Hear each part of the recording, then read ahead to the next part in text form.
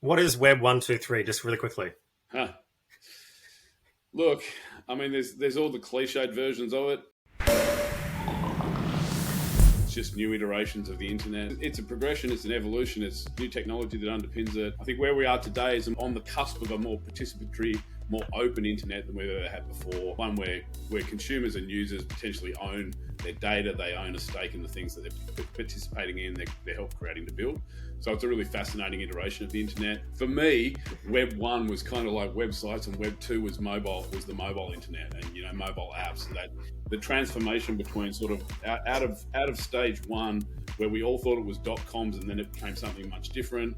And then stage 2, we had the mobile internet and the explosion of mobile apps. We never really knew what they were going to be until we started to see businesses like Uber and Airbnb emerge, and these marketplace-based businesses.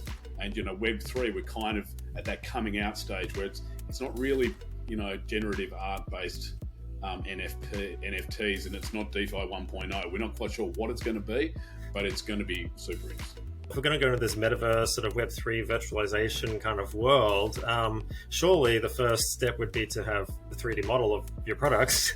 And it was just amazing how many firms didn't do that. There was this sort of orthodox view of photo shoot, static 2D images, maybe some kind of video. And I just thought, well, everyone's talking about these metaverses, but you need to have 3D assets to do anything. So why don't you have them? And it was a strange sort of moment. I mean, look, I just see all that as early stage experimentation. So, the simple truth is that the first mass adoption sort of like major consumer or business application that truly leverages blockchain, smart contracts, tokenization hasn't arrived yet.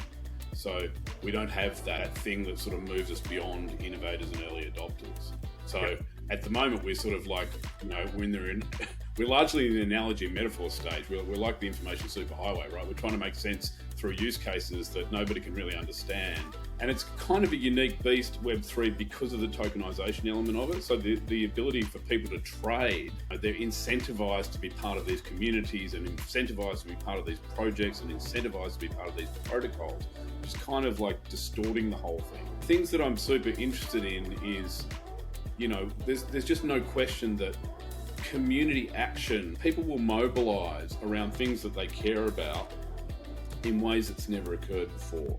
And that will happen through the governance and the incentive possibilities of tokenization. So the things that excite me the most are things like, Climate DAO and Earth DAO.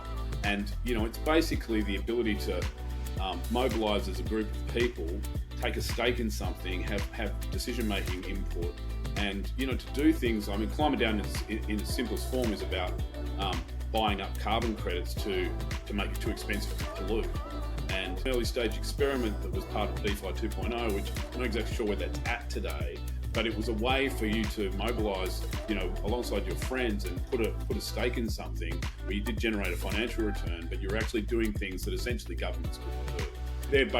It's a no-code solution to set up, these Web3 based project, build a DAO, organize a community, organize the tokenomics, and they're doing fascinating things in mental health and climate.